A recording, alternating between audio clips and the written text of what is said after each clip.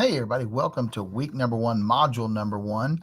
What I like to do is I like to go ahead and just walk you through the modules, each one of them each week, so that as you go through, you know exactly, so you know what to expect and what's in there and what's going on. I'll give you some tips about how to complete some of the assignments, and it's also important because this way you know exactly what I'm expecting or how I'll be grading things. So I'll be doing this each module for you to give you some overview of what we're working on. Before we get into module number one, many times before I've gotten an email saying, "Hey, I can't get into this module. What's wrong? Is the class open or something?"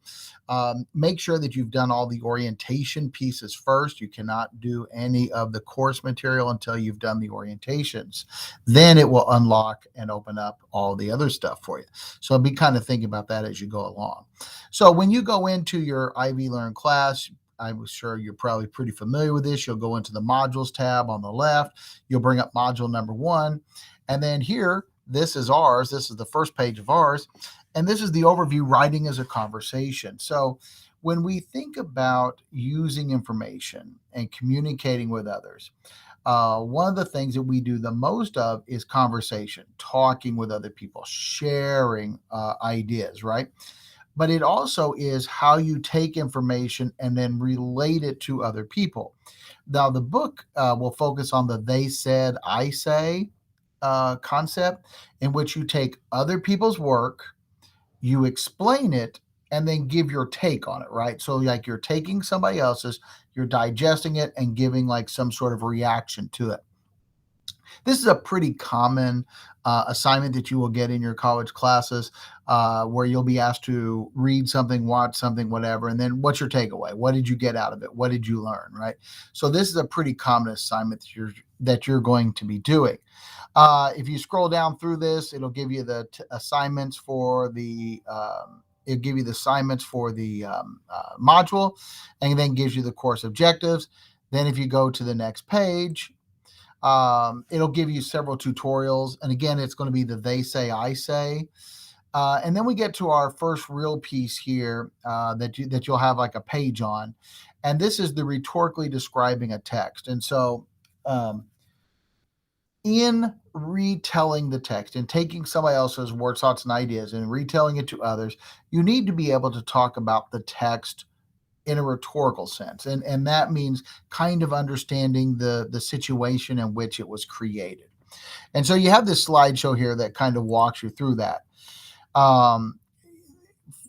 This information is pretty straightforward. The title, the author, the forum, that one sometimes people get a little confused on. The forum is in what publication was it originally published? Okay. So sometimes people say a website or it was in a magazine or whatever, right? That's not the forum. The forum is who published it. Okay. Where did it come from? Right. And I know that like in a broad sense, like newspaper, that gives me some insight. But there's a difference from the New York Times to the Washington Examiner to the Courier and Press to your local weekly newspaper, right? Like that forum is important because it gives you a sense of what that what the bias of that publication is, or what kind of some of their expectations are, what audience they have. The genre, what type of writing is it? Now, again, I think a lot of people get kind of maybe oversimplify this. They say it's nonfiction or it's fiction. Well, yeah, but we want to really focus in on it's a research paper. It was an exploratory, paper. It was a news clip. It was a maybe it was a literary analysis, right? The genre is what type of writing. So if we take the form, where was it published? And we can understand some background of this piece based on where it appears. And then the genre, if we talk about what type of writing it was, that gives us a little better insight, right? The audience is to whom the author was writing to. So again, if you think about like a newspaper is like to a very broad audience, but then like a journal would be to a very specific audience, right? Like doctors, the American Medical Association, like a certain particular audience. And then the purpose, why was this written? What was the effect they were trying to accomplish? What did they want to happen at the end? So this slideshow will give you a little bit of information on that. And that'll be really important because your first exercise is getting familiar with the course and closed reading research theme, and it's going to ask you for those questions, right? Like when you go in, it's going to ask you those questions. It's going to ask you to go find one of the readings and do that kind of basic analysis on, right? So you want to make sure that you understand what those different steps are. This is pretty straightforward. What is not as straightforward, or what might be a little more difficult, and a lot of people kind of, I don't want to say struggle with it, but it is different, is the discussion board. And if you're not familiar with discussion boards already, you'll want to familiarize yourself with this a little bit. Basically, what's going to happen is that your expectation is to create a initial post. Okay, you're going to post your original thoughts, and then you're going to reply to two different people. Okay, this is where some people kind of get a little bit, I don't want to say confused, but there are certain expectations, and so you have to understand what those expectations are. Okay, so let's talk about the topic first, and we'll talk about what you need to be doing. The topic is, as we get prepared to do this, let me pull that up. Which picture best describes your writing process? Okay, so this slideshow has a lot of different pictures in it, and you can pick any of them. It doesn't really matter. All right, there's several of them on there. And then we want you to write about what you think your writing process is. Okay, now there are no right or wrong answers on this. We do ask that you start off by, I think the picture of blank and a brief description of the picture, and then you tell us why that is a good description of writing process. Think about these fireworks, for instance, right? So maybe like use like, oh, my writing style is like the fireworks because you light the fuse and it kind of goes and goes and goes, and all of a sudden, boom, takes off, right? That's my writing. I look, and all of a sudden I just take off writing. Maybe that's it. Maybe it's like, writing is kind of difficult for you, or you're scared by it or intimidated by it. But when you get it done, woo, celebration, right?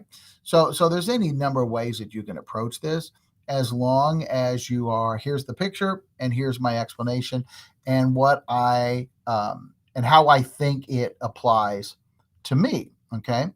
And then you're going to write about your close theme. What do you think about the topics and stuff? Now, I'm going to pull up the rubric here. This is the rubric by which you'll be graded. Okay. And again, it's not so much that this is confusing or tricky or difficult or whatever, but there's certain expectations. So first off, you have to have an initial post, and then you're going to reply to two other people, at least two other people. Okay. So you're going to have 3 total posts plus. Now, your initial post needs to stand on its own. Just remember that. Like, your initial post must be a complete thought that's well-rounded with examples and explanation. Okay. That's your first step. Make sure that you can do that. Then when you reply to other people, we want to avoid like, oh, that was, I agree, or I like. It's, I agree with you because, and then you describe. Or, hey, have you thought about this? And you go on, right? It's a conversation. And that's one of the real keys to the discussion board. We want to treat it like a conversation, that it is I give, somebody digests and return a thought, right? Now, I understand it's asynchronous. We don't like back and forth, back and forth, back and forth. And there's no expectation that if somebody writes you a reply, you reply back to them, right? Like, there's no expectation like that. But it is a conversation. And so that leads us to a couple things. First off, you should be talking to at least, or, at the minimum is the 2, right? My post and then 2 responses. That's the minimum. To get the full points, you're going to need to do more than that. To get the full points, you need to do this more than one day. And I know that's really kind of, it can be a challenge because, again, online classes are designed to work on your own pace, work at your own schedule, right? Like, why can't I just do it all at once? Well, the idea is that if you are, coming in and out of different posts on multiple days at multiple times, this allows that conversation to kind of keep flowing. But if I go in and I do my initial post and 3 replies all on the same day, it's done. There's no other, there's nothing else that grows out of that, right? And so, by spreading it out and allowing more time to do this, this allows more people to become part of the conversation and see more of the conversation at once. So those are the two big pieces. That's where a lot of people kind of get stuck. Like, oh, I did my two replies. Yeah, but, or you do them all on the same day. I did three, but you did them all on Friday, right? So you want to do your initial post midweek, and then you want to do your replies later. And you want to do those on separate days. So probably best case scenario, you're on the discussion boards 3 or 4 times during the week. So this does give you some information about the length and the type of content, and the fact that you really kind of drive that point home and you fully explain what you're talking about. Okay. Um, Discussion boards are not difficult.